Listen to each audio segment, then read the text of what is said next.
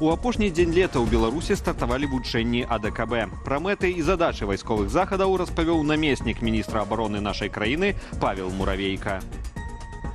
В рамках учений планируется отработать целый комплекс вопросов по обеспечению общественной безопасности, созданию условий для противодействия внешней агрессии, борьбе с незаконными вооруженными формированиями и диверсионно-разведывательными группами противника.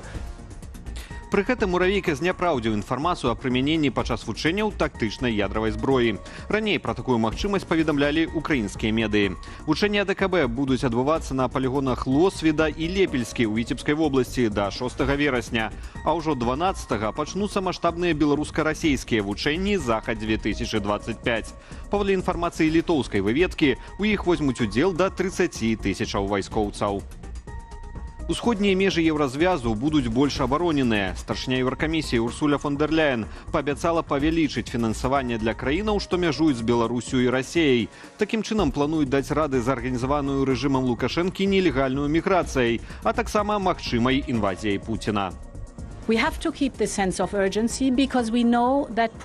ведаем, што Пуцін не змяніўся і не зменіцца. Ён драпежнік, і за апошнія 25 гадоў ён пачаў 4 вайны. У Чачэніі, Грузіі, Крыме і паўнавартаснае ўварванне ва ўкраіну. Мы ведаем з досведу, што яму можна супрацьстаяць толькі з дапамогай моцнага стрымлівання. І таму мы павінны быць скаардынаванымі, дакладнымі і хуткімі ў пошуку нашай абарончай пазіцыі ў еўрапейскім звязе. І ў прыватнасці ў прыфрантавых дзяржавах. Вось чаму на бліжэйшыя тыдні мы рыхтуем дарожную мапу таго, як інвеставаць дадатковыя сродкі на абарону ў еўрапейскім звязе. Гэтую заяву Урсуля фон дер Ляйен зрабіла падчас візіту на польска-беларускую мяжу, дзе сустрэлася з прэм'ер-міністрам Польшы Дональдам Тускам. Старшыня Еўракамісіі паабяцала падтрымліваць польскую дзяржаву, якая зрабілася мішэнню гібрыдных атак. Паводле палітычнай дзяячкі, у новым 7гадовым бюджэце расходы на супрацьстаянне нелегальнай міграцыі павялічацца ўтрая, тады як інвестыцыі ў абарону больш чым у 5 разоў. Сёння фон дер Ляйен наведае Літву і накіруецца на мяжу гэтай краіны з Беларусю. Злятаць на ўласным самалёце ў Турцыю і правесці 4 апошнія дні лета на курорце ў Бодруме. Для звычайнага беларуса раскошны максімум, тады як для высокапастаўленых чыноўнікаў і сям'і Лукашэнкі базавы мінімум. Паводле выдання Reform News, у дзень 31 жніўня ў менскім аэрапорце прызямліўся ўрадавы бізнес-джет Challenger 850.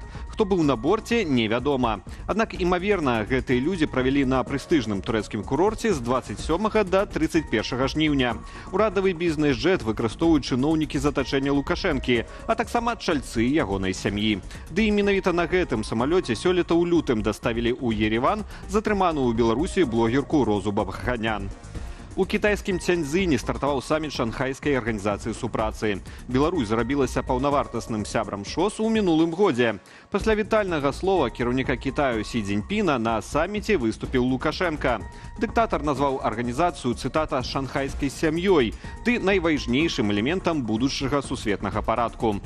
Сярод прапановаў для далейшай дзейнасці арганізацыі Лукашэнка агучыў стварэнне агульнага банку развіцця, які, маўляў, мусіць дапамагчы пераадолець санкцыйныя абмежаванні. В современных геополитических условиях, когда односторонние санкции становятся фактором дестабилизации, очевидна потребность в независимом финансовом механизме ШОС. В таком, который был способен финансировать трансграничные проекты, нивелируя санкционное давление. Стимулировать использование национальных валют в торговле, поддерживать развитие ключевых направлений сотрудничества. Ва ўкраіне затрымалі падазраванага ў забойстве былога спікера Вярхоўнай Рады народнага дэпутата Андрэя Парубія.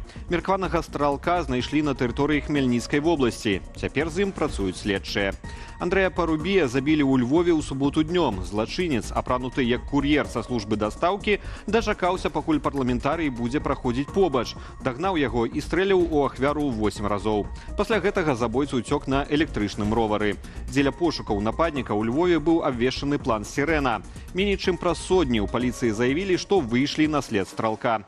Развітанне з забітым экс-спікерам Вярхоўнай Рады, адным з лідараў рэвалюцыі годнасці Андрэем Парубіем, пройдзе сёння ў Кіеве. Заўтра палітыка пахаваюць у Львове. Арына Сабаленко выйшла ў 1/4 фіналу турніру з серыі вялікага шлема US Open. У матчы 4-го раунду сеяная на турніры пад першым нумарам беларуска перамагла іспанскую тэнісістку Крыстыну Букшу 6-1, 6-4. Праблемы беларусаў пры выкарыстанні плацежнага сервісу PayPal могуць працягнуцца яшчэ каля месяца. Пра гэта парталу онлайнер паведамілі ў службе тэхнічнай падтрымкі кампаніі. Праблемы ў беларускіх карыстальнікаў плацежнага сервісу пачаліся амаль 2 тыдні таму. Да акаунтаў немагчыма было прывязаць банкаўскія карты, не праходзілі спробы аплаты. У беларускіх банках тады запэўнівалі, што з іх боку ніякіх абмежаванняў не ўводзілася. Маўляў, праблемы на баку самога сервісу. У сваю чаргу ў службе тэхнічнай падтрымкі PayPal паведамілі, што ўжо працуюць над развязаннем пытання, ды назвалі арыентоўны час выпраўлення праблемы 6 кастрычніка. Да гэтага моманту карыстальнікам рэкамендуюць часова ўжываць альтэрнатыўныя спосабы аплаты. Святлана Ціхановская звярнулася да беларусаў з нагоды 1 верасня. Дэмакратычная лідарка заявіла, што школа мусіць быць адлюстраваннем краіны, у якой ёсць месца свабодзе і павазе, аднак не ў цяперашніх беларускіх рэаліях. Сёння ў беларускіх школах усё падлічана і кантралюецца да дробязяў, а сістэма патрабуе маўчаць і выконваць наказы зверху. Але ёсць і тое, што не пад сілу забараніць ніякай уладзе.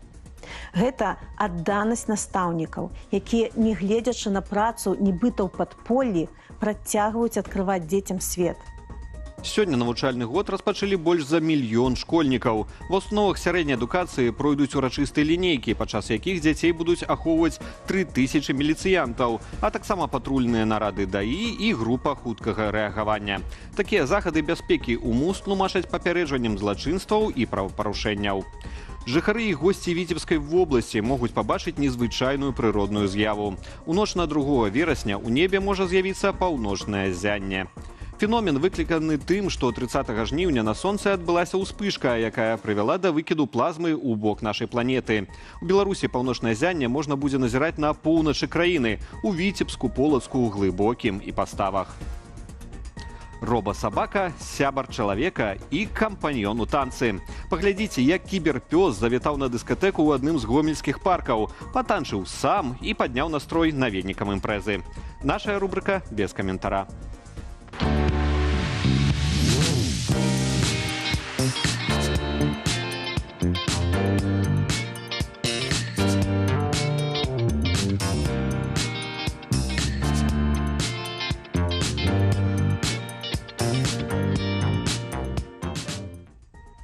Больш поўная інфармацыйная карціна дня чакае вас у вечаровым выданні аб'ектыву і студыі Белсат, а таксама ў нашых сацыяльных сетках. Я ж з вамі развітваюся ды заклікаю да актыўнасці пад нашым выданнем у Ютубе, але не забывайцеся на ўласную лічбавую бяспеку. Беражыце сябе і заставайцеся з Белсатам.